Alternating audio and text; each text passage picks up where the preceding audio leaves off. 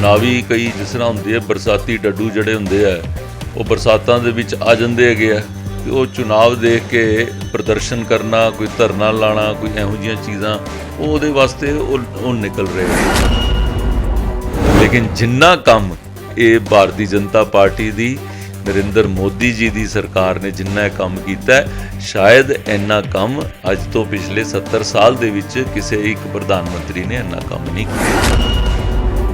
ਸਰਕਾਰ ਨੇ ਇਹਨਾਂ ਨੂੰ ਸਾਰਿਆਂ ਨੂੰ ਸਾਹਮਣੇ ਬੈਠ ਕੇ ਕਹਿ ਦਿੱਤਾ ਕਿ ਭਾਈ ਅਸੀਂ 1.5 ਸਾਲ ਵਾਸਤੇ ਤਿੰਨੋਂ ਜਿਹੜੇ ਹੈਗੇ ਆ ਬਿੱਲ ਅਸੀਂ ਇਹਨਾਂ ਨੂੰ ਐਕਟ ਜਿਹੜੇ ਆ ਇਹਨਾਂ ਨੂੰ ਰੋਕ ਲੈਂਦੇ ਆ। ਕਹਿੰਦੇ ਨਹੀਂ ਡੇਢ ਨਹੀਂ ਤੁਸੀਂ 2 ਸਾਲ ਕਰ ਦਿਓ। ਉਹਨਾਂ ਕਿਹਾ ਚੱਲ 2 ਸਾਲ। ਪਿੱਛੋਂ ਕੌਣ ਹੈ ਜਿਹੜਾ ਪਿੱਛੋਂ ਚਾਬੀ ਘੁਮਾਉਂਦਾ? ਕੋਈ ਤੇ ਹੈ, ਕੋਈ ਐਸੀ ਫੋਰਸ ਹੈ ਪਿੱਛੇ। ਹੁਣ ਇਹ ਤੁਸੀਂ ਨਹੀਂ ਲੈ ਰਹੇ, ਇਸ ਲਈ ਅਸੀਂ ਬੀਜੇਪੀ ਦੇ ਲੀਡਰਾਂ ਨੂੰ ਕੁੱਟਾਂਗੇ। ਇਹ ਅਧਿਕਾਰ ਕਿੰਨੇ ਦੇ ਦਿੱਤਾ ਐਕਟ ਪਾਸ ਹੋਣਗੇ ਜਾਂ ਇਹਨਾਂ ਦੀ ਲੜਾਈ ਇੰਜ ਹੀ ਚੱਲਦੀ ਰਹੀ? ਆਮ ਜਨਤਾ ਨੂੰ ਕਿੰਨੀ ਤਕਲੀਫ ਹੈ। ਹੁਣ ਕਹਿੰਦੇ ਅਸੀਂ ਫਲਾਣੀ ਤਰੀਕ ਨੂੰ ਅਸੀਂ ਬੰਦ ਕਰਾਂਗੇ ਜੀ, ਉਹ ਕਰਾਂਗੇ। ਕੋਈ ਸਰਕਾਰਾਂ ਕਦੀ ਝੁਕਦੀਆਂ ਜੀ ਇਸ ਤਰ੍ਹਾਂ? ਬੀਜੇਪੀ ਨੇ ਚੰਡੀਗੜ੍ਹ 'ਚ ਆਪਣੀ ਜਿਹੜੀ ਨਜਾਇਜ਼ ਗੁੰਡਾਗਰਦੀ ਉਹ ਕੀਤੀ ਹੋਈ ਹੈ। ਮਤਲਬ ਉਹ ਕਹਿੰਦੇ ਨੇ ਕਿ ਸੰਜੇ ਟੰਡਨ ਜੀ ਦੇ ਸ਼ਹਿਰ ਵਿੱਚ ਹੁੰਦੇ ਹੋਏ ਵੀ ਗੁੰਡਾਗਰਦੀ ਹੋ ਰਹੀ ਹੈ ਤੇ ਕਹਿੰਦੇ ਨੇ ਜਿਹੜੇ ਗੁੰਡੇ ਚੱਲਦੇ ਨੇ ਤੁਹਾਡੇ ਇਸ਼ਾਰੇ ਦੇ ਚੱਲਦੇ ਨੇ। ਇਹ ਗੱਲ 'ਚ ਕਿੰਨੀ ਕੁ ਸੱਚਾਈ ਹੈ? ਇਹਦੇ ਬਾਰੇ ਕੀ ਕਹਿਣਾ ਚਾਹੋਗੇ? ਮੇਰੇ ਨਾਲ ਕੋਈ ਗੁੰਡਾਗਰਦੀ ਸ਼ਬਦ ਕੋਈ ਦੂਰੋਂ ਨੇੜਿਓਂ ਤੱਕ ਵੀ ਕੋਈ ਨਹੀਂ ਜੋੜ ਸਕਦਾ, ਲੇਕਿਨ ਤੁਹਾਨੂੰ ਇਹ ਅਧਿਕਾਰ ਨਹੀਂ ਪਹੁੰਚਦਾ ਕਿ ਤੁਸੀਂ ਕਿਸੇ ਨੂੰ ਜਾਨ ਜਾਂ ਮਾਲ ਦਾ ਨੁਕਸਾਨ ਪਹੁੰਚਾ ਸਕੋ। ਇੱਧਰੋਂ ਨਿਕਲ ਰਿਹਾ ਉਹ ਆ ਕੇ ਜੋ ਚੀਜ਼ ਹੱਥ 'ਚ ਮਿਲੀ ਉਹ ਚੁੱਕ ਕੇ ਉਹਨੂੰ ਅਟੈਕ ਕਰ ਰਿਹਾ। ਸਾਰੀ ਗੱਡੀ ਜਿਹੜੀ ਹੈਗੀ ਉਹ ਭੰਨ ਛੱਡੀ। ਇਹ ਵੈਲ ਪਲਾਨਡ ਸੀਗਾ ਕਿ ਤੁਹਾਡੀ ਗੱਡੀ ਆਉਣੀ ਸੀ, ਤੁਸੀਂ ਪਹਿਲੀ ਅਨਾਉਂਸਮੈਂਟ ਕਰਦੀ ਸੀ ਸਟੇਜ ਤੇ ਕਿ ਮੇਰੇ ਤੇ ਹਮਲਾ ਹੋਣਾ ਹੈ। ਸਾਲ 2022 ਵਿੱਚ ਬੀਜੇਪੀ ਦੀ ਸਰਕਾਰ ਆਉਣ ਦੇ ਕਿੰਨੇ ਕੁ ਜਿਹੜੇ ਚਾਂਸ ਨੂੰ ਹੈਗੇ ਨੇ?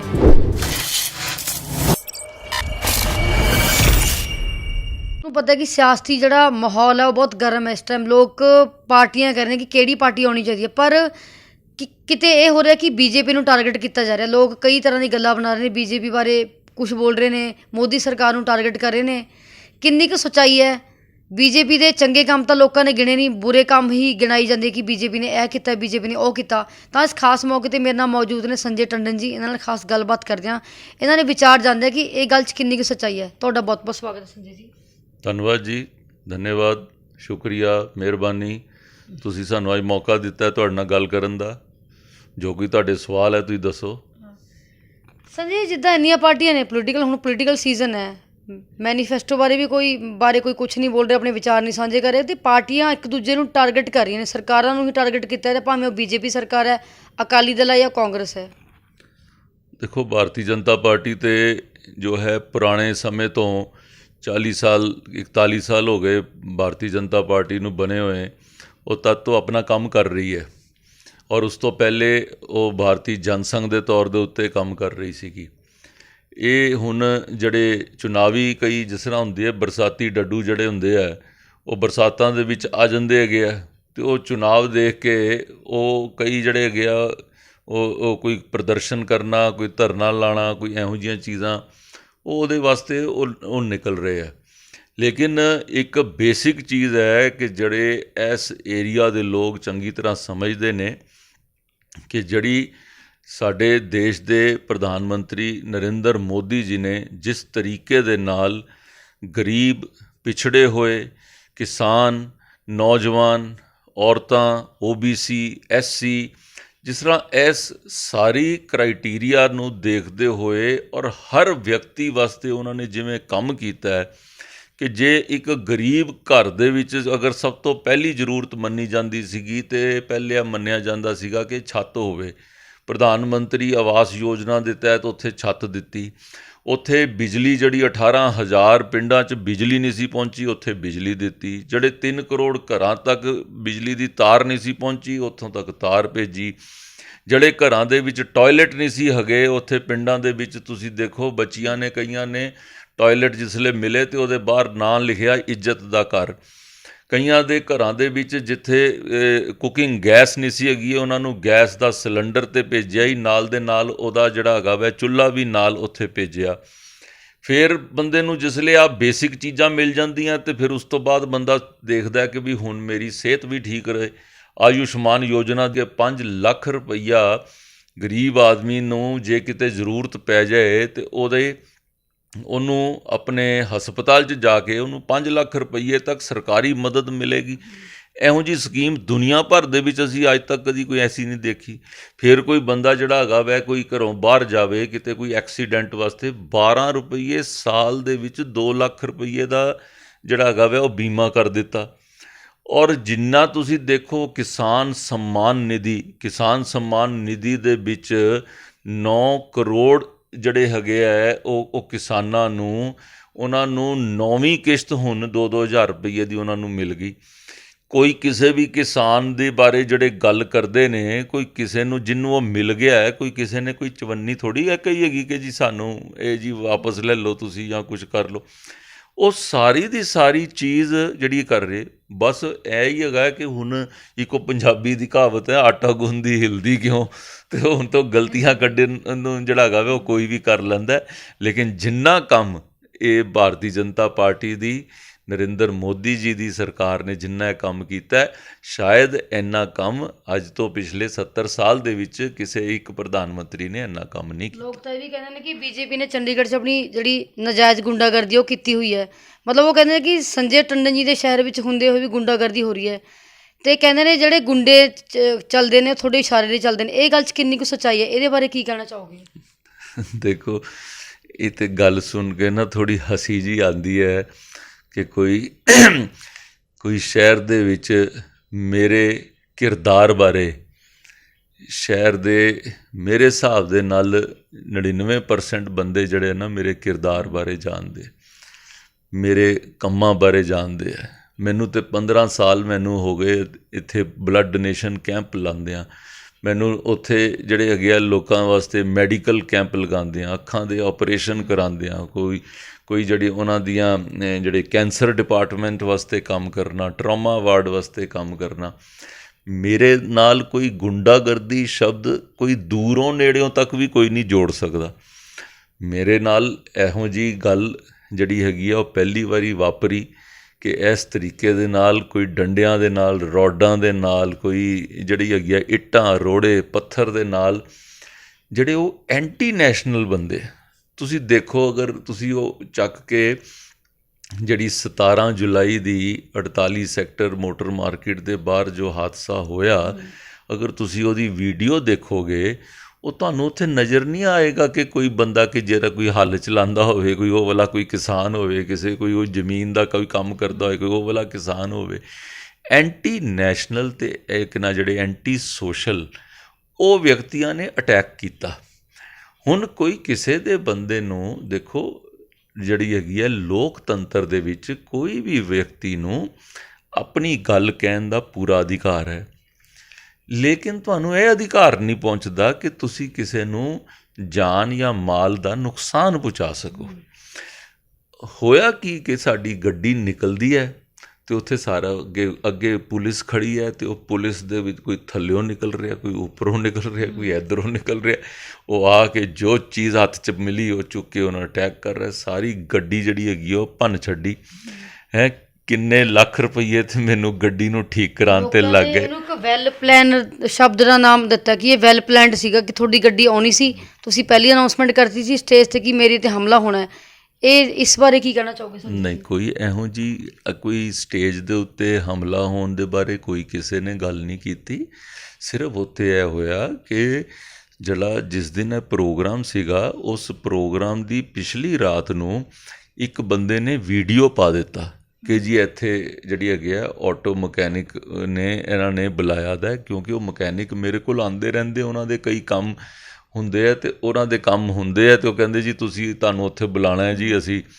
ਮੈਂ ਕਿਹਾ ਜੀ ਕੋਈ ਗੱਲ ਨਹੀਂ, ਅਸੀਂ ਆ ਜਾਂਦੇ ਹੈਗੇ ਹਾਂ। ਅਤੇ ਉੱਥੇ ਜਿਸ ਵਕਤ ਉਹ ਰਾਤ ਨੂੰ ਮੈਂ ਦੇਖਿਆ ਅਤੇ ਕਿਸੇ ਨੇ ਵੀਡੀਓ ਭੇਜਿਆ ਦਾ ਸੀਗਾ ਕਿ ਜੀ ਉਹ ਇੱਥੇ ਸਵੇਰੇ ਟੰਡਨ ਆ ਰਿਹਾ ਅਤੇ ਅਸੀਂ ਉਹਦਾ ਜਿਹੜਾ ਹੈਗਾ ਵੈ ਆਪਣਾ ਬਹਿਸ਼ਕਾਰ ਕਰਾਂਗੇ, ਅਸੀਂ ਉਹਦਾ ਕਾਲੇ ਝੰਡੇ ਨਾਲ ਸਵਾਗਤ ਕਰਾਂਗੇ।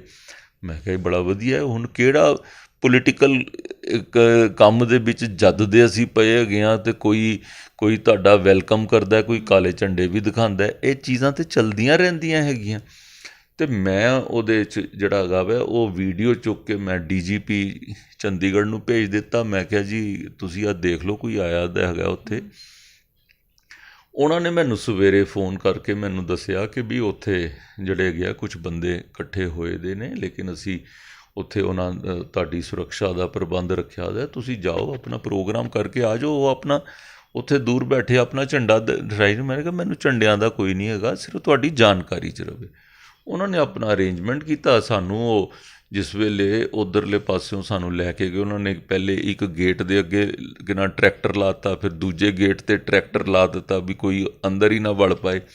ਇਹ ਗੇਟ ਨੰਬਰ 1 ਜਿਹੜਾ ਹੈਗਾ ਉਹ ਪੁਲਿਸ ਨੇ ਉਹਨੂੰ ਖੁੱਲ੍ਹਾ ਰੱਖਿਆ ਦਾ ਸੀਗਾ, ਬਾਕੀ ਸਾਰੇ ਗੇਟ ਦਫ਼ਤਰ ਦਾ ਘਿਰਾਵ ਕਰਨ ਜਾਣਾ। ਸਾਡੀ ਪਾਰਟੀ ਉੱਥੇ ਗਈ, ਉਹਨਾਂ ਦੇ ਉੱਥੇ ਮੇਨ ਰੋਡ ਦੇ ਉੱਤੇ ਉੱਥੇ ਬੈਰੀਕੇਡ ਲਾਇਆ ਦਾ ਸੀ, ਉੱਥੇ ਰੋਕਿਆ। ਅਸੀਂ ਉੱਥੇ ਜ਼ਮੀਨ 'ਤੇ ਬੈਠ ਗਏ। ਉੱਥੇ ਸਾਡਾ ਵੀ ਤਾਂ 500-700 ਹਜ਼ਾਰ ਬੰਦਾ ਸੀਗਾ। ਅਸੀਂ ਉੱਥੇ ਬੈਠ ਗਏ, ਉੱਥੇ ਆਪਣਾ ਅਸੀਂ ਭਾਸ਼ਣ ਦਿੱਤਾ, ਸਾਰਿਆਂ ਨਾਲ ਗੱਲ ਕੀਤੀ, ਨਾਅਰੇ ਲਾਏ, ਕਾਲੇ ਝੰਡੇ ਦਿਖਾਏ, ਆਪਣਾ ਰੋਸ਼ ਖਰੋਸ਼ ਪੂਰੀ ਤਰ੍ਹਾਂ ਕੱਢ ਕੇ ਅਸੀਂ ਆਪਣੇ ਘਰ ਨੂੰ ਵਾਪਸ ਆ ਗਏ। ਜਿਸ ਦਿਨ ਮੇਰੇ 'ਤੇ ਅਟੈਕ ਹੋਇਆ, ਅਗਲੇ ਦਿਨ ਸਾਡੀ ਸਾਰੀ ਪਾਰਟੀ ਜਿਹੜੀ ਸ਼ਹਿਰ ਦੀ ਉਹ ਇਕੱਠੀ ਹੋ ਕੇ ਹਜ਼ਾਰਾਂ ਦੀ ਤਾਦਾਦ ਦੇ ਵਿੱਚ ਅਸੀਂ ਪਾਰਟੀ ਆਫਿਸ ਤੋਂ ਨਿਕਲੇ ਕਿ ਗਵਰਨਰ ਸਾਹਿਬ ਨੂੰ ਮੈਮੋਰੈਂਡਮ ਦੇਣ ਜਾਣਾ। ਸਾਨੂੰ ਲੇਬਰ ਚੌਂਕ ਦੇ ਉੱਤੇ ਉੱਥੇ ਉਹਨਾਂ ਨੇ ਰੋਕਿਆ। ਤੁਸੀਂ ਦੇਖਿਆ ਹੋਏਗਾ ਉੱਥੇ ਮਰ ਪੂਰੀ ਜਿਹੜੀ ਹੈਗੀ ਆ ਉਹਦੇ ਪੁਲਿਸ ਦੇ ਪ੍ਰਬੰਧ। ਮੈਂ ਦੱਸੋ ਉਹਨਾਂ ਨੂੰ ਮਜ਼ਾਕ ਕੀਤਾ ਸੀ, ਮੈਂ ਕਿਹਾ ਤੁਸੀਂ ਉਸ ਦਿਨ ਪ੍ਰਬੰਧ ਘੱਟ ਰੱਖੇ, ਤੁਸੀਂ ਸਾਡੇ ਇੱਥੇ ਜ਼ਿਆਦਾ ਰੱਖ ਦਿੱਤੇ। ਉਹਨਾਂ ਨੇ ਕਿਹਾ ਟੰਡਨ ਸਾਹਿਬ ਇਸ ਤੋਂ ਅੱਗੇ ਨਹੀਂ ਜਾਣਾ। ਅਸੀਂ ਕਿਹਾ ਠੀਕ ਹੈ, ਅਸੀਂ ਕੋਈ ਜ਼ੋਰ ਅਜਮਾਇਸ਼ ਨਹੀਂ ਕੀਤੀ।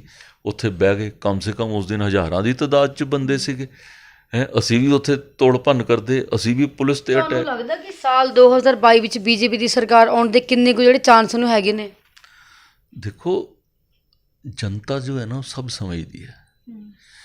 ਜਿੰਨੀਆਂ ਮਰਜ਼ੀ ਤੁਸੀਂ ਬਰਗਲਾਉਣ ਵਾਲੀਆਂ ਗੱਲਾਂ ਕਰ ਲਓ, ਕੋਈ ਚੈਨਲ ਵੀ ਕਰ ਲਵੇ, ਕੋਈ ਲੋਕੀ ਕਰ ਲੈਣ, ਕੋਈ ਸੋਸ਼ਲ ਮੀਡੀਆ 'ਤੇ ਉਲਟੀ ਸਿੱਧੀਆਂ ਕੋਈ ਗਾਲਾਂ ਪਾ ਲੈਣ, ਕੋਈ ਕਿਸੇ ਨੂੰ ਕੋਈ ਇਹੋ ਜਿਹੀ ਉਲਟੀ ਸਿੱਧੀ ਗੱਲ ਕਹਿ ਦੇਣ, ਲੋਕਾਂ ਨੇ ਤਾਂ ਜਿਹੜਾ ਹੈਗਾ ਵੈ ਵੀ ਉਸ ਢੰਗ ਦੇ ਨਾਲ ਉਹਨੂੰ ਦਿਖਾਉਣਾ ਸ਼ੁਰੂ ਕਰ ਦਿੱਤਾ ਕਿ ਜਿਵੇਂ ਪਤਾ ਨਹੀਂ ਕਿ ਕੀ ਐਸਾ ਚੀਜ਼ ਹੋ ਗਈ। ਸਰਕਾਰ ਨੇ ਇਹਨਾਂ ਨੂੰ ਸਾਰਿਆਂ ਨੂੰ ਸਾਹਮਣੇ ਬੈਠ ਕੇ ਕਹਿ ਦਿੱਤਾ ਕਿ ਭਾਈ ਅਸੀਂ 1.5 ਸਾਲ ਵਾਸਤੇ ਤਿੰਨੋਂ ਜਿਹੜੇ ਹੈਗੇ ਆ ਬਿੱਲ, ਅਸੀਂ ਇਹਨਾਂ ਨੂੰ ਐਕਟ ਜਿਹੜੇ ਆ ਇਹਨਾਂ ਨੂੰ ਰੋਕ ਲੈਂਦੇ ਹਾਂ।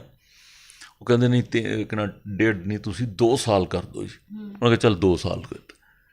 ਉਹਨਾਂ ਕਿਹਾ ਰੋਕ ਲੈਂਦੇ ਹਾਂ, ਤੁਸੀਂ ਸੋਚ ਲਓ ਵੀ ਇਹ 'ਚ ਕਿਹੜੀ ਕਮੀ ਹੈਗੀ ਆ, ਆਪਾਂ ਉਨੀ ਦੇਰ 'ਚ ਇਹਨੂੰ ਕਰ ਲੈਂਦੇ ਹਾਂ। ਉਹ ਸਾਡੇ ਤੋਂ ਉੱਥੋਂ ਉੱਠ ਕੇ ਗਏ ਕਿ ਹਾਂ ਜੀ ਅਸੀਂ ਕਰ ਗਏ। ਉਹ ਪਿੱਛੋਂ ਕੌਣ ਹੈ ਜਿਹੜਾ ਪਿੱਛੋਂ ਚਾਬੀ ਘੁਮਾਉਂਦਾ? ਕੋਈ ਤਾਂ ਹੈ, ਕੋਈ ਐਸੀ ਫੋਰਸ ਹੈ ਪਿੱਛੇ। ਮੈਨੂੰ ਦੱਸੋ, ਤੁਸੀਂ ਅੱਜ ਕਹਿੰਦੇ ਜੀ ਆਹ ਬਿੱਲ ਵਾਪਸ ਲੈ ਲਓ, ਕੱਲ੍ਹ ਨੂੰ ਕਹਿਣਗੇ ਕਿ ਜੀ ਦੂਜਾ ਬਿੱਲ ਵਾਪਸ ਲੈ ਲਓ, ਪਰਸੋਂ ਕਹਿਣਗੇ ਤੀਜਾ ਲੈ ਲਓ ਵਾਪਸ। ਇੰਝ ਕੋਈ ਸਰਕਾਰਾਂ ਚੱਲਦੀਆਂ। ਪਾਰਲੀਮੈਂਟ ਦੇ ਵਿੱਚ ਐਕਟ ਪਾਸ ਹੋਣਗੇ ਜਾਂ ਇਹਨਾਂ ਦੀ ਲੜਾਈ ਇੰਝ ਹੀ ਚੱਲਦੀ ਰਹੇਗੀ? ਬਿੱਲ ਰਹੀ ਨਹੀਂ ਨਾ, ਹੁਣ ਬਿੱਲ ਐਕਟ ਬਣ ਚੁੱਕੇ। ਬਿੱਲ ਤਦ ਤੱਕ ਹੀ ਹੁੰਦਾ ਜਦ ਤੱਕ ਪਾਰਲੀਮੈਂਟ 'ਚ ਪੇਸ਼ ਕੀਤਾ ਜਾਏ।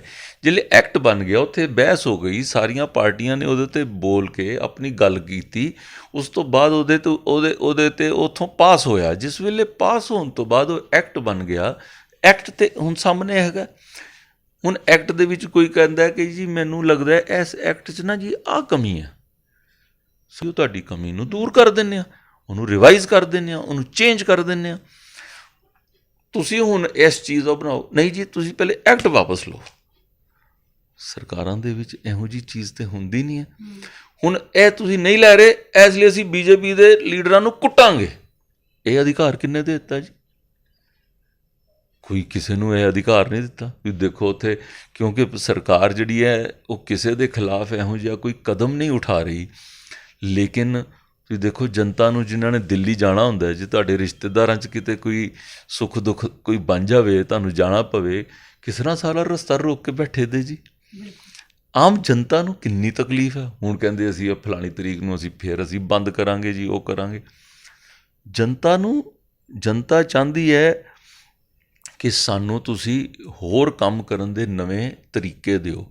ਜਨਤਾ ਕੋਈ ਇਹ ਨਹੀਂ ਚਾਹੁੰਦੀ ਕਿ ਤੁਸੀਂ ਸਾਡੇ ਰਸਤੇ ਰੋਕੋ। ਜਨਤਾ ਕੋਈ ਇਹ ਪਸੰਦ ਨਹੀਂ ਕਰਦੀ ਕਿ ਕਿਸੇ ਨੂੰ ਤੁਸੀਂ, ਜੇਕਰ ਅਸੀਂ ਇੰਜ ਕਰਾਂਗੇ ਸਾਡੀ ਜਿਹੜੀ ਜ਼ਿੱਦ ਹੈ ਉਹ ਪੂਰੀ ਹੋ ਜਾਏਗੀ ਤੇ ਸਰਕਾਰ ਸਾਡੇ ਸਾਹਮਣੇ ਝੁਕ ਜਾਵੇਗੀ। ਉਹ ਸਰਕਾਰਾਂ ਕਦੀ ਝੁਕਦੀਆਂ ਜੀ ਇਸ ਤਰ੍ਹਾਂ? ਇਹ ਤੇ ਜੇ ਉਹਨਾਂ ਨੂੰ ਕੋਈ ਸਮਝਾ ਰਿਹਾ ਹੈ ਤੇ ਇਹ ਤੇ ਬੜੀ ਜਿਹੜੀ ਹੈਗੀ ਆ ਬਚਕਾਨਾ ਗੱਲ ਹੈ। ਉਹਨਾਂ ਨੇ ਕਿਹਾ ਸਾਹਮਣੇ ਬੈਠ ਕੇ ਤੁਸੀਂ ਦੱਸੋ ਬੀਨੂ ਜੀ, ਕੋਈ ਵੀ ਚੀਜ਼ ਦਾ ਸਮਾਧਾਨ, ਮੈਂ ਤੁਹਾਡੇ ਨਾਲ ਜਾਂ ਤੁਸੀਂ ਮੇਰੇ ਨਾਲ ਕਿਸੇ ਚੀਜ਼ ਤੋਂ ਡਿਫਰ ਕਰਦੇ ਹੋਵੋ, ਲੜਾਈ ਤੇ ਕੋਈ ਸਮਾਧਾਨ ਨਹੀਂ ਹੈ ਨਾ। ਬਿਲਕੁਲ। ਤੁਸੀਂ ਕਹੋਗੇ ਹਾਂਜੀ ਤੁਸੀਂ ਦੱਸੋ ਜੀ ਤੁਹਾਡਾ ਕੀ ਵੀ ਮੈਂ ਆਪਣਾ ਸੈਂਟੈਂਸ ਬੋਲਾਂਗਾ, ਤੁਸੀਂ ਆਪਣਾ ਬੋਲੋਗੇ, ਕਿਉਂਕਿ ਇਹ ਸੈਂਟੈਂਸ 'ਚ 2 ਸ਼ਬਦਾਂ ਦਾ ਫਰਕ ਹੈ ਜੀ। ਮੈਂ ਕਹਾਂਗਾ ਅੱਛਾ ਚਲੋ ਇੱਕ ਸ਼ਬਦ ਤੁਹਾਡਾ ਮੰਨ ਲੈਂਦੇ ਹਾਂ ਜੀ, ਇੱਕ ਆਪਣਾ ਮੰਨ ਲੈਂਦੇ ਹਾਂ। ਹੁੰਦਾ ਕੀ ਹੈ, ਹੈਂਡ ਸ਼ੇਕ ਕੀ ਹੁੰਦਾ, ਥੋੜ੍ਹਾ ਜਿਹਾ ਹੱਥ ਇੱਕ ਬੰਦਾ ਅੱਗੇ ਕਰਦਾ, ਥੋੜ੍ਹਾ ਦੂਜਾ ਕਰਦਾ, ਹੈਂਡ ਸ਼ੇਕ ਹੋ ਜਾਂਦਾ। ਹੁਣ ਤੂੰ ਕਹੋਗੇ ਭਾਈ ਨੇ ਤੂੰ ਆਪਣਾ ਹੱਥ ਤੇ ਤੂੰ ਜੇਬ 'ਚ ਰੱਖਿਆ ਤੇ ਮੈਂ ਤਾਂ ਕੱਢ ਕੇ ਹੱਥ ਨੂੰ ਵੱਢਣਾ ਹੀ ਵੱਢਣਾ, ਤੇ ਇਸ ਨਾਲ ਤੇ ਨਹੀਂ ਚੱਲਦੀ। ਕੋਈ ਇਹੋ ਜਿਹੀ ਨਹੀਂ ਕੋਈ ਕਰ ਸਕਦਾ ਹੈਗਾ। ਤੁਸੀਂ ਕਿਸੇ ਦੇ ਉੱਤੇ ਉਹ ਜਿਹੜਾ ਹੈਗਾ ਵੈ ਮੱਲੋ ਮੱਲੀ ਜ਼ਬਰਦਸਤੀ ਤੁਸੀਂ ਕਰੋ। ਉਸ ਤੋਂ 2 ਦਿਨ ਬਾਅਦ ਮੈਂ ਖੁੱਡਾ ਵਾਲੀ ਸ਼ੇਰ ਗਿਆ।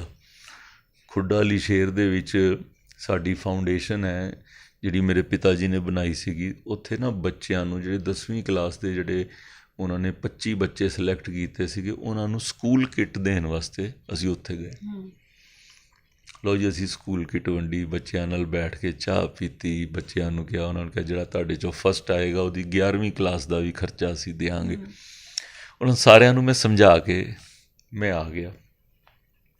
ਉਸ ਤੋਂ ਬਾਅਦ ਕੋਈ ਤੁਹਾਡੇ ਵਰਗਾ ਕੋਈ ਚੈਨਲ ਉੱਥੇ ਪਹੁੰਚਿਆ ਅਤੇ ਉਹਨੇ ਨਾ ਮੈਨੂੰ ਉਹ ਆਪਣਾ ਵੀਡੀਓ ਭੇਜਿਆ। ਉਹ ਕੋਈ ਉੱਥੋਂ 10-15 ਜਿੰਨੇ ਉਹ ਚਾਹ ਕੇ ਉਹ ਪ੍ਰਿੰਸੀਪਲ ਦੇ ਨਾਲ ਲੜ ਰਹੇ। ਤੁਸੀਂ ਟੰਡਨ ਨੂੰ ਕਿਵੇਂ ਬੁਲਾ ਲਿਆ?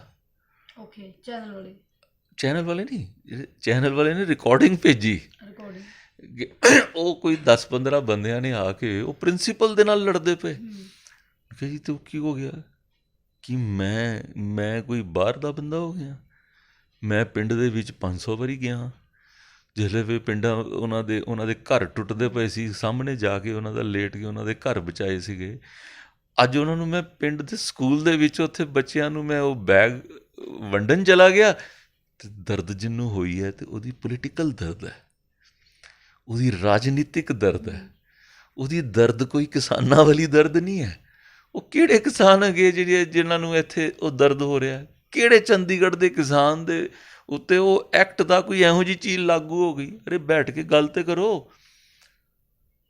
ਮੇਰੇ ਹਿਸਾਬ ਨਾਲ ਗੱਲ ਕਰਨ ਵਾਸਤੇ ਕੋਈ ਨਹੀਂ ਗਾਂਹ ਆਉਂਦਾ। ਗੱਲ ਜਿਹੜੀ ਹੈਗੀ ਆ ਉਹਨੂੰ ਬੈਠ ਕੇ ਟੇਬਲ ਦੇ ਉੱਤੇ ਹੀ ਸੈਟਲ ਹੁੰਦੀ ਹੈ। ਸਾਡੀ ਸਰਕਾਰ ਨੇ ਪੂਰੇ ਚੈਨਲ ਓਪਨ ਰੱਖੇ ਦੇਗੇ, ਜਦ ਮਰਜ਼ੀ ਜਾ ਕੇ ਕੋਈ ਗੱਲ ਕਰ ਲਵੇ। ਲੇਕਿਨ ਜਿਹੜਾ ਇਸ ਤਰੀਕੇ ਦੇ ਨਾਲ ਦੇਸ਼ ਦੇ ਵਿੱਚ ਅਨਾਰਕੀ ਫੈਲਾਉਣ ਦੀ ਜਿਹੜੀ ਕੋਸ਼ਿਸ਼ ਕੀਤੀ ਜਾ ਰਹੀ ਹੈ, ਉਹ ਕੋਸ਼ਿਸ਼ ਕਦੀ ਵੀ ਉਹ ਜਿਹੜੀ ਹੈਗੀ ਹੈ ਉਹ ਸਫਲ ਨਹੀਂ ਹੋ ਸਕਦੀ। ਕਹਿਣ ਦਾ ਮਤਲਬ ਹੈ ਕਿ ਲੋਕਾਂ ਨੂੰ ਤੁਸੀਂ ਇੰਨੇ ਕੰਮ ਵਧੀਆ ਕਰਦੇ ਹੋ, ਲੋਕਾਂ ਨੂੰ ਚੰਗੇ ਕੰਮ ਤਾਂ ਨਜ਼ਰ ਨਹੀਂ ਆਉਂਦੇ, ਉਹ ਬੁਰੇ ਕੰਮਾਂ ਨੂੰ ਹਾਈਲਾਈਟ ਕਰੀ ਜਾਂਦੇ ਨੇ, ਬਾਰ-ਬਾਰ ਉਹੀ ਗੱਲ ਰਿਪੀਟ ਕਰੀ ਜਾਂਦੇ ਨੇ।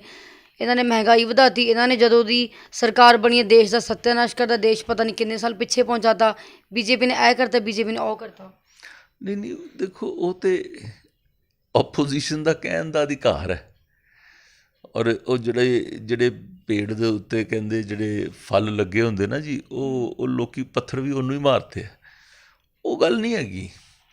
ਮੇਰਾ ਸਿਰਫ ਇਹ ਮੰਨਣਾ ਹੈ ਕਿ ਇਹ ਹੁਣ ਫਰਵਰੀ ਦੇ ਇਲੈਕਸ਼ਨਾਂ ਤੱਕ ਜਰਾ ਨਾ ਥੋੜ੍ਹੀ ਹਰ ਇੱਕ ਨੇ ਆਪਣੀ ਥੋੜ੍ਹੀ ਗਰਮੀ ਉਹਨਾਂ ਨੇ ਦਿਖਾਣੀ ਹੈ। ਮੌਸਮ ਇਹੋ ਜਿਹਾ ਹੈਗਾ, ਸੋ ਤੁਸੀਂ ਚਿੰਤਾ ਨਾ ਕਰੋ, ਇਹ ਮੌਸਮ ਦੇ ਨਾਲ ਹੀ ਸਾਰੀ ਚੀਜ਼ ਜਿਹੜੀ ਹੈ ਉਹ ਵੀ ਠੀਕ ਹੋ ਜਾਏਗੀ। ਜੀ ਲੋਕਾਂ ਨੇ ਅੱਜ ਵੀ ਕੈਪਟਨ ਸਰਕਾਰ ਦਾ ਪੁਤਲਾ ਫੂਕਿਆ ਮੋਹਾਲੀ ਦੀ 3-5 ਲਾਈਟਾਂ 'ਤੇ। ਉਹ ਕਹਿੰਦੇ ਨਜ਼ਰ ਆ ਰਹੇ ਨੇ ਅਤੇ ਕਾਂਗਰਸ ਅਤੇ ਮੋਦੀ ਸਰਕਾਰ ਦੀ ਜਿਹੜੀ ਯਾਰੀ ਹੈ ਉਹ ਸਾਡੇ 'ਤੇ ਭਾਰੀ ਪੈ ਰਹੀ ਹੈ। ਇਹਦੇ ਬਾਰੇ ਕੀ ਕਹਿਣਾ ਚਾਹੋਗੇ? ਇਹ ਗੱਲ 'ਚ ਕਿੰਨਾ ਕੁ ਫੈਕਟ ਹੈ, ਕਿੰਨੀ ਕੁ ਸੱਚਾਈ ਹੈਗੀ ਹੈ? ਕੈਪਟਨ ਸਰਕਾਰ ਤਾਂ ਟਾਰਗੇਟ ਹੋ ਹੀ ਰਹੀ ਹੈ, ਬੀਜੇਪੀ ਸਰਕਾਰ ਵੀ ਟਾਰਗੇਟ ਹੋ ਰਹੀ ਹੈ ਕਿਤੇ ਨਾ ਕਿਤੇ। ਨਹੀਂ ਕੋਈ ਬੀਜੇਪੀ ਸਰਕਾਰ ਜਿਹੜੀ ਹੈਗੀ ਹੈ ਉਸਨੇ ਤਾਂ ਕੇਂਦਰ ਦੇ ਵਿੱਚ ਆਪਣਾ ਕੰਮ ਕਰ ਰਹੀ ਹੈ। ਪੰਜਾਬ ਦੇ ਵਿੱਚ ਪੰਜਾਬ ਦੀ ਸਰਕਾਰ ਕੰਮ ਕਰ ਰਹੀ ਹੈ, ਅਤੇ ਪੰਜਾਬ ਦੀ ਸਰਕਾਰ ਉਹ ਆਪਣੇ ਸੂਬੇ ਬਾਰੇ ਉਹ ਜਵਾਬਦੇਹੀ ਹੈ, ਕੇਂਦਰ ਦੇ ਕੰਮਾਂ ਬਾਰੇ ਜਵਾਬਦੇਹੀ ਹੈਗੀ ਹੈ। ਤਾਂ ਦੋਨਾਂ ਦੀ ਕੋਈ ਉਸ ਚੀਜ਼ ਦੇ ਨਾਲ ਤਾਂ ਕੋਈ ਨਹੀਂ। ਸਾਰੇ ਸੂਬਿਆਂ ਦੇ ਵਿੱਚ ਤਾਂ ਬੀਜੇਪੀ ਕਾਂਗਰਸ ਇੱਕ ਦੂਜੇ ਦੇ ਆਮਣੇ ਸਾਹਮਣੇ ਇਲੈਕਸ਼ਨ ਵੀ ਲੜਦੀ ਹੈ, ਲੜ ਵੀ ਰਹੀ ਹੈ ਕਿ ਨਾ, ਉਹ ਆਪਣਾ ਵਿਸ਼ੇ ਵੀ ਰੱਖ ਰਹੀ ਹੈਗੀ ਆ। ਹੁਣ ਉਹ ਕੋਈ ਤੀਜੇ ਬੰਦੇ ਨੂੰ ਜਿਹਨੂੰ ਸਪੇਸ ਨਹੀਂ ਮਿਲਦੀ, ਉਹ ਕਹਿੰਦਾ ਨਹੀਂ ਜੀ ਆਹ 2 ਇਕੱਠੇ ਆ ਜੀ, ਇਹ ਦੇਖੋ ਜੀ ਮੈਂ ਤੇ ਅੱਡ ਗਾ। ਉਹ ਜਾ ਕੇ ਅੰਦਰ ਜਾ ਕੇ ਉਹਨੂੰ ਪੁੱਛੋ ਕਿ ਜਿਸ ਵੇਲੇ ਖੜੇ ਹੋ ਕੇ ਕਿਹੜੀ ਸਟੇਜ ਦੇ ਉੱਤੇ ਹੱਥ ਮਿਲਾਉਣ ਵੇਲੇ ਤੇ ਸੋਨੀਆ ਦੀ ਸਟੇਜ ਦੇ ਉੱਤੇ ਕੇਜਰੀਵਾਲ ਚੜ੍ਹਿਆ ਸੀਗਾ, ਹੱਥ ਕਿਹਦੇ ਇਕੱਠੇ ਨਜ਼ਰ ਆਉਂਦੇ? ਬਿਲਕੁਲ। ਮਮਤਾ ਦੇ ਨਾਲ ਤੁਸੀਂ ਉੱਥੇ ਲੜਦੇ ਹੋ ਅਤੇ ਉੱਥੇ ਜਾ ਕੇ ਮਮਤਾ ਦੇ ਨਾਲ ਖੜੇ ਹੋ ਕੇ ਤੁਸੀਂ ਹੱਥ ਮਿਲਾਉਂਦੇ ਹੋ। ਕੇਰਲਾ ਦੇ ਵਿੱਚ ਤੁਸੀਂ ਕਿ ਨਾ ਲੈਫਟ ਦੇ ਨਾਲ ਲੜਦੇ ਹੋ, ਦਿੱਲੀ 'ਚ ਆ ਕੇ ਲੈਫਟ ਵਾਲਿਆਂ ਦੇ ਨਾਲ ਹੱਥ ਮਿਲਾਉਂਦੇ ਹੋ ਤੁਸੀਂ। ਮੁਲਾਇਮ ਸਿੰਘ ਤੇ ਜਿਹੜਾ ਉਹ ਆਪਣਾ ਮਾਇਆਵਤੀ, ਉਹ ਦੋਨੋਂ ਇਕੱਠੇ ਹੋ ਕੇ ਉੱਥੇ ਯੂਪੀ ਦੇ ਵਿੱਚ ਉੱਥੇ ਲੜਦੇ ਹੈਗੇ ਨੇ। ਔਰ ਜਿਸ ਵਕਤ ਕਿ ਨਾ ਬੀਜੇਪੀ ਸਾਹਮਣੇ ਆਉਂਦੀ ਹੈ, ਤੇ ਫਿਰ ਉਹ ਕਹਿੰਦੇ ਉਹ ਆਪਣੀ ਉਹ ਡਫਲੀ ਵਜਾਉਣ ਲੱਗ ਪੈਂਦੇ ਹੈਗੇ। ਤੁਸੀਂ ਹਰ ਬੰਦੇ ਦਾ ਤੁਸੀਂ ਦੇਖੋ, ਇਹ ਸਾਰੇ ਦੇ ਸਾਰੇ ਜਿੰਨੇ ਇਕੱਠੇ ਹੋ ਕੇ, ਕਿਉਂਕਿ ਬੀਜੇਪੀ ਇਸ ਵੇਲੇ ਇੱਕ ਸਟਰੋਂਗੈਸਟ ਪਾਰਟੀ ਦੇਸ਼ ਦੇ ਵਿੱਚ ਦਿਖ ਰਹੀ ਹੈ, ਇੱਕ ਸਟਰੋਂਗੈਸਟ ਪਾਰਟੀ ਔਰ ਸਰਕਾਰ ਚੰਗੇ ਕੰਮ ਕਰ ਰਹੀ ਹੈਗੀ ਹੈ ਪੂਰੇ ਦੇਸ਼ ਹੀ ਨਹੀਂ ਦੁਨੀਆ ਦੇ ਵਿੱਚ। ਤੁਸੀਂ ਦੇਖਿਆ ਜਾਏ ਤਾਂ ਮੋਦੀ ਜੀ ਦੀ ਜਿਹੜੀ ਹੈਗੀ ਹੈ ਸ਼ਖਸੀਅਤ ਸਾਰੀ ਦੁਨੀਆ ਮੰਨ ਰਹੀ ਹੈ ਕਿ ਸਭ ਤੋਂ ਪੋਪੂਲਰ ਲੀਡਰ ਹੈ। ਵੈਕਸੀਨੇਸ਼ਨ ਤੁਸੀਂ ਦੇਖ ਲਓ, ਜਿੰਨੇ ਵੱਡੇ ਦੇਸ਼ਾਂ ਦਾ ਨੂੰ ਤਾਂ ਕੋਈ ਇਕੱਠਾ ਕਰ ਲਓ ਕਿ ਉਹਨਾਂ ਨੇ ਅੱਜ ਤੱਕ ਇੰਨੀ ਵੈਕਸੀਨੇਸ਼ਨ ਨਹੀਂ ਕੀਤੀ ਜਿੰਨੀ ਇੱਕ ਦਿਨ 'ਚ ਕਰ ਰਹੇ। ਕਿੰਨਾ ਵੈਕਸੀਨੇਸ਼ਨ ਦੇ ਉੱਤੇ ਪਹਿਲੇ ਉਹਨੂੰ ਕਹਿੰਦੇ ਸੀ ਇਹ ਉਲਟਾ ਹੈ, ਇਹ ਇਸਸੇ ਗੜਬੜ ਹੋ ਜਾਏਗਾ, ਇਸਸੇ ਇਹ ਹੋ ਜਾਏਗਾ, ਉਹ ਹੋ ਜਾਏਗਾ। ਅੱਜ ਤੁਸੀਂ ਦੇਖੋ ਕਿ ਇੱਕ ਬੰਦੇ ਨੂੰ ਉਹ ਕਿਤੇ ਸਾਈਕਲ 'ਤੇ ਜਾ ਕੇ ਵੀ ਬੰਦੇ ਲਗਾ ਰਹੇ ਹੈ। ਕੱਲ੍ਹ ਪ੍ਰਧਾਨ ਮੰਤਰੀ ਜੀ ਨੇ ਹਿਮਾਚਲ ਦੇ ਉਹ ਸਾਰਿਆਂ ਨੂੰ ਵਧਾਈ ਦਿੱਤੀ ਕਿਉਂਕਿ 100% ਉੱਥੇ ਉਹ ਵੈਕਸੀਨੇਸ਼ਨ ਹੋ ਗਈ, ਫਸਟ ਡੋਜ਼ ਹੋ ਗਈ ਹੈ। ਜਨਤਾ ਜਿਹੜੀ ਹੈਗੀ ਹੈ ਇਸ ਵੇਲੇ ਪੂਰਾ ਕਰੋਨਾ ਵੀ ਇੱਕ ਤਰ੍ਹਾਂ ਦਾ ਉਹ ਵੀ ਸੰਭਲਿਆ ਹੋਇਆ, ਕੇਰਲਾ ਨੂੰ ਛੱਡ ਕੇ ਬਾਕੀ ਸਭ ਜਗ੍ਹਾ ਦੇ ਉੱਤੇ ਉਹ ਵੀ ਸੰਭਲਿਆ ਦਾ।